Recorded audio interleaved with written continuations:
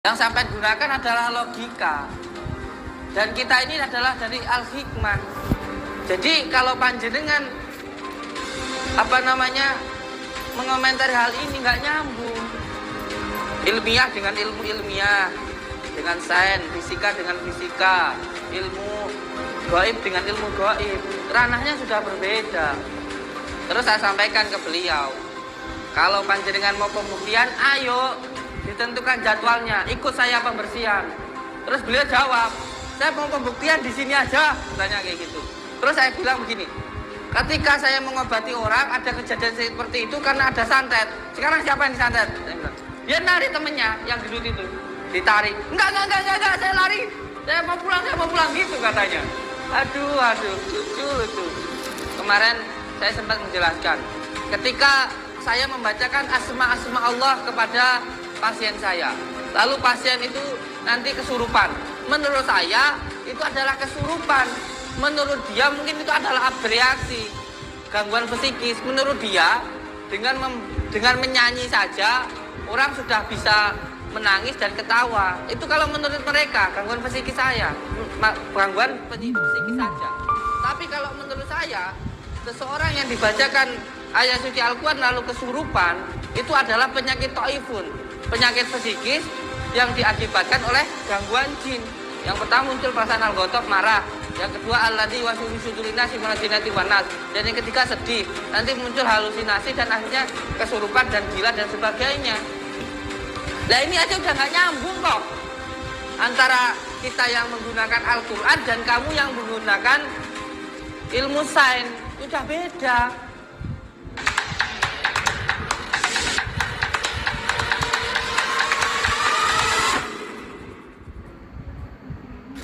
Assalamualaikum warahmatullahi wabarakatuh.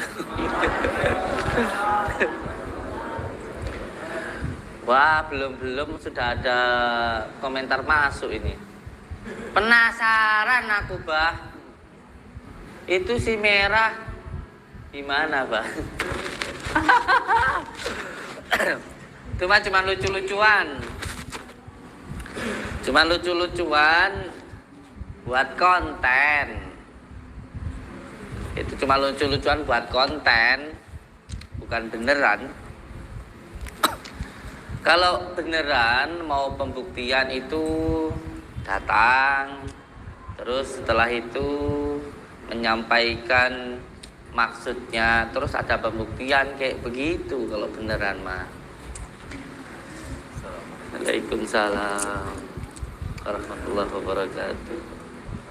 Boleh.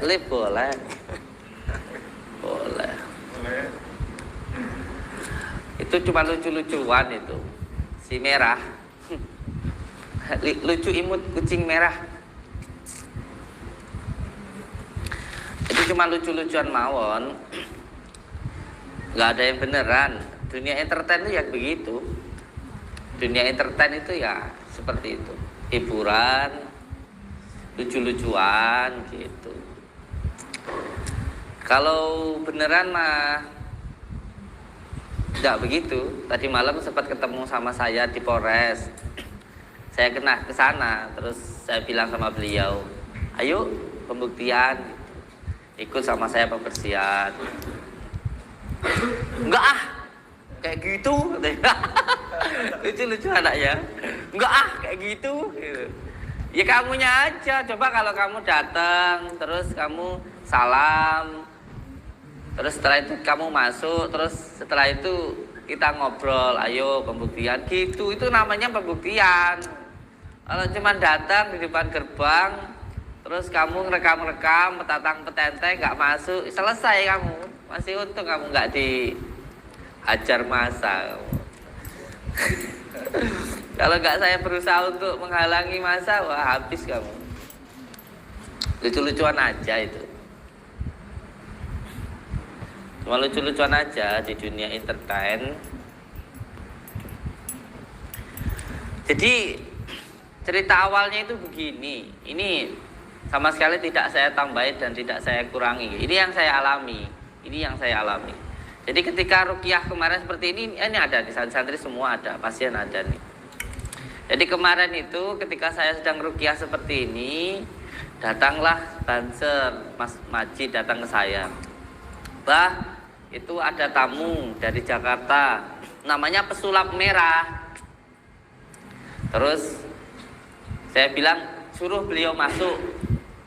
Saya bilang seperti itu. Terus beberapa menit kemudian beliau datang, bah, pesulap merah nggak mau masuk. Ini demi Allah, demi Rasulullah. Saya bertanggungjawabkan mulut saya dunia dan akhirat. Pesulap merah nggak mau masuk, panjenengan yang suruh keluar. Lucu nggak? Tuan rumahnya disuruh masuk, tamunya nggak mau masuk. Gini, tamunya nggak mau masuk, tuan rumahnya yang disuruh keluar. Ini demi Allah. Kalau nggak percaya lihat di IG live-nya pesulap merah. Demi Allah, lucu nggak? Kamu datang ke rumah orang, tapi kamu nggak mau masuk, terus tuan rumahmu yang suruh keluar. Ini lucu nggak sih? Lucu-lucuan. Aku jangan mau ketawa tapi ya ngelihat komentarnya orang-orang itu saya kata, ya Allah apa sih ini, kata saya. Mungkin karena lama di dunia entertain, di dunia hiburan, terus semua hal dibuat hiburan. Nggak bisa kayak gitu sayang. Nggak semua hal bisa dibuat hiburan. Ada kalanya kita juga harus punya adab, sopan santun, itu yang paling utama. Jangan mentang-mentang kamu di dunia entertain, kamu artis, terus kamu bisa semuanya kamu buat hiburan. Nggak bisa sayang. Bangsa kita ini ada adabnya, ada sopan santunnya. Kita ini orang Jawa, ya lu entah orang mana lah sih, kita nggak ngerti lah. Itu urusan kamu. Kamu dari mana, dari hutan apa dari gua? Kita nggak tahu, itu urusan kamu. Cuman kalau kamu masuk ke rumah orang, mosok iya kamu di depan gerbang orang, petantang petenteng, suruh masuk nggak mau, terus sambil ngerekam, sambil ngeledekin. Masih untung sayang, kamu itu belum dibinasakan, itu masih untung loh. Kamu, kalau semuanya kamu dukun langsung aja hajar jebret-jebret, kamu lari udah. Kalau kamu dukun ini kan ada yang bilang, lah itu kalau dukun datang ke Padepokan nggak bawa KTP nggak dilayani. Langsung kalau dukun datang langsung hajar. Jedar, sudah selesai. Siapa yang kalah, siapa yang menang, sudah selesai. Lah ini kan bukan dukun, ini kan apa, pesulap ya. Masa iya mau kita hajar? Kan nggak mungkin gitu. Kalau mau berantem secara keilmuan, pakai ilmu santet, oke, nggak ada pidananya. Lah ini orang, masa iya langsung datang disamakan kayak dukun, langsung ditantang berantem, masuk penjara kita. Namanya kita terprovokasi. Apalagi terprovokasi dengan, menurut saya anak kecil itu, walaupun artis lah ya. Kalau saya kan orang kampung, wong desa. Kalau sana kan artis. Ya nggak mungkin disamakan lah. Ini orang ngomong nggak pakai akal, ini ngomong nggak pakai ilmu, nggak pakai pikiran, kan lucu. Loh itu berarti kalau dukun datang ke Padepokan, terus ditanyain tanyain KTP dulu, kalau nggak tanyain KTP dulu suruh pulang. Dukun kalau datang langsung ajak berantem. Saya keluar berantem, jeder, pakai ilmu santet. Siapa yang kalah nanti ada yang muntah darah, ada yang kalah lari. Selesai. Lah kalau ini orang nggak punya ilmu santet, petantang petenteng, mau diajar pakai ilmu apa? Mau diajar fisik, kita masuk penjara. Ini lucu orang ngomong ini. Lucu dah pokoknya. Seru, saya suruh datang lagi ke sini. Kemarin saya sudah langsung ngomong sama beliau. Cerita awal aja dulu lah, biar asik dia. Ya itu buat konten lah ya. Daripada kalian diomongin toh. Nah, itu kita aja gitu. Sebenarnya saya nggak mau nangkep, tapi ya lumayan lah. Lumayan bisa buat konten. Masya Allah. Jadi awalnya tuh gini, ini cerita awalnya enggak. Insya Allah tidak saya tambahi dan tidak saya kurangi. Ada saksinya. Walaupun nanti ke pengadilan juga siap, ada buktinya. Di video IG-nya pesulap merah sendiri juga ada. Bahwa ketika beliau pertama datang ke sini, ada santri yang menghadap ke saya, bah, itu ada pesulap merah datang dari Jakarta. Terus saya sampaikan, persilahkan masuk. Saya bilang seperti itu. Terus beliau memberikan laporan ke saya, bah, pesulap merahnya nggak mau masuk. Panjenengan yang disuruh keluar. Coba bayangkan, kalau sampai di rumah sampean sendiri ada tamu, tamunya itu nggak mau masuk, tapi sampean yang punya rumah suruh keluar. Ini lucu nggak? Lucu nggak sih? Lucu. Ya Allah ya Rabbi, ya Allah ya Rabbi. Cacili. Siva, anak saya itu Siva. Jangan panggil aku anak kecil, Om. Siva. Panggil Siva. Ya Allah, saya mau nangis ketawaran. Ya Allah ya Karim. Saya yang disuruh keluar.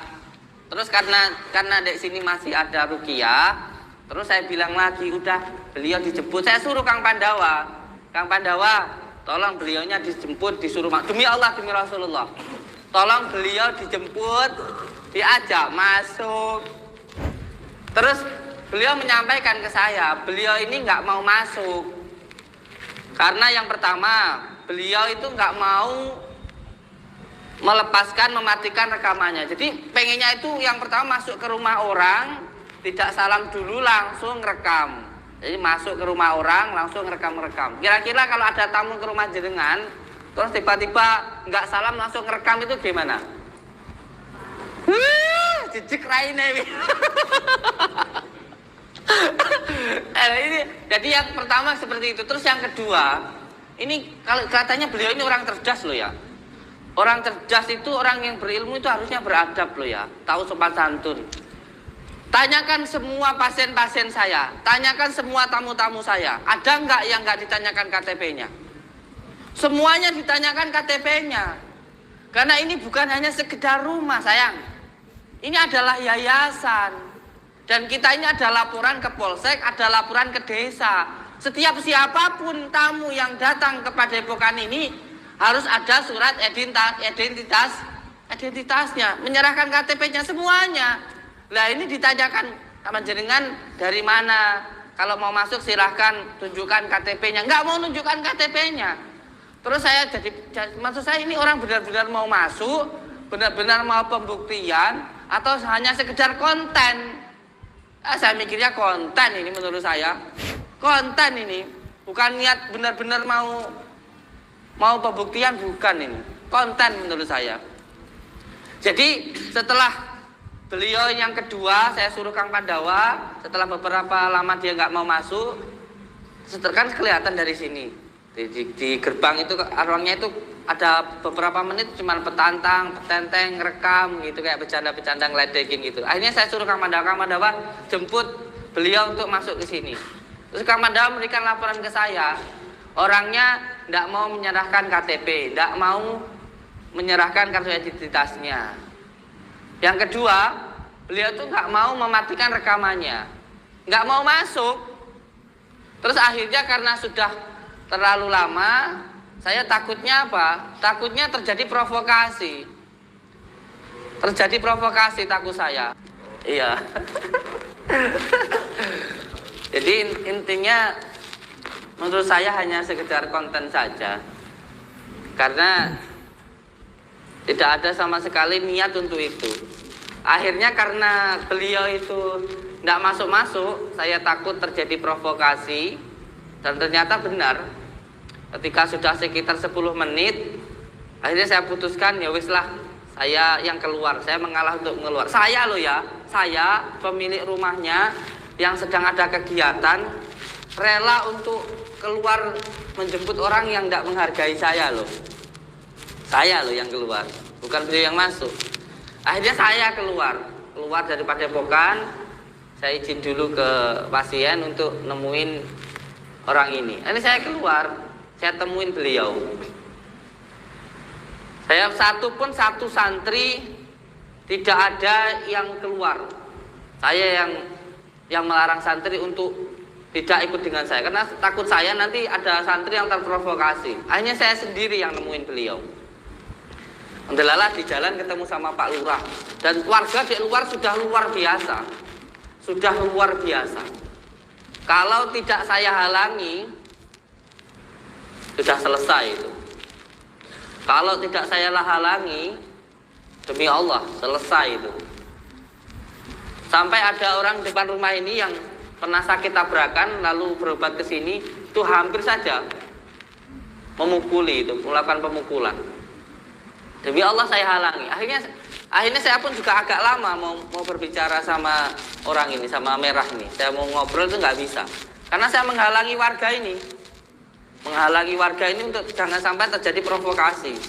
Jangan sampai nama desa kita jelek hanya karena ada seperti ini. Kenapa warga itu marah? Karena ketika Pak Lurah datang ke sini, Pak Lurah ada di sini, terus beliau menanyakan dari mana, jawabannya songong sekali.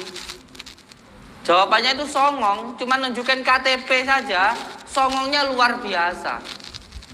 Melihat kepala desanya dibegitukan oleh orang lain, orang dari desa lain masuk ke tempat desa sini, cuma ditanyakan KTP-nya kok songong, warga marah. Akhirnya hampir terjadi provokasi. Saya sebisa mungkin menghalangi itu agar jangan sampai terjadi hal semacam itu.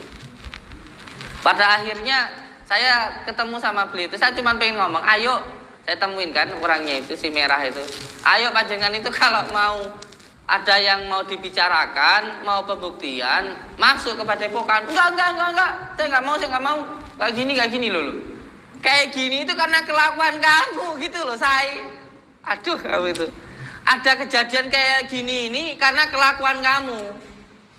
Kalau kamu nggak seperti ini, nggak akan terjadi seperti ini. Coba kalau kamu nanti datang, terus setelah itu masuk seperti ini, terus nanti ngobrol, terus kapan pembuktiannya, nggak akan terjadi hal semacam itu. Lah ini kamu yang membuat seperti ini kamu sendiri, bukan karena keadaan, bukan kamu sendiri yang membuat seperti ini. Akhirnya saya temuin beliau, ayo sama saya ke padepokan, kita lakukan pembuktian. Kapan? Ikut saya pembersihan. Enggak, pulang malahan. Bapaknya ketinggalan, temennya ketinggalan, kita dilaporkan. Katanya kita itu menyandra. Oh, padahal temennya ditinggal, terus ditahan di balai desa. Ngakunya sih bapaknya si merah ini ngakunya minta maaf yang luar biasa kepada saya. Terus saya bilang udah nggak apa-apa. Akhirnya datang ke Polres ke sini minta minta didampingi. Coba dari awal kalau seperti itu kamu. Aduh. Memang ya nggak pantas lah sebenarnya ketika kita yang mengaku waras terus meladeni orang yang agak-agak gak tega saya mau ngomongnya. Ya mungkin ya anggap aja anak kecil gitu, ngajak guyonan gitu aja sudahlah. Saya juga sekarang sudah nggak akan lagi mengundang atau ini yang terakhir lah. Nanti cuman akan saya tunjukkan video aslinya lah. Video aslinya ketika saya sedang ruqyah, beliau begitu lamanya di depan sana, terus ada video santri yang menyuruh beliau masuk, beliau nggak mau masuk dengan alasan biar warga semuanya tahu penipuannya Samsudin, tapi nggak mau masuk. Itu ada videonya. Nanti biar saya posting, habis itu saya nggak akan membicarakan si merah ini lagi. Dan saya sama sekali nggak akan meladeni. Mulai video saya ini, setelah ini, saya tidak akan meladeni lagi apapun yang disampaikan oleh si merah ini. Karena ternyata ya nggak serius.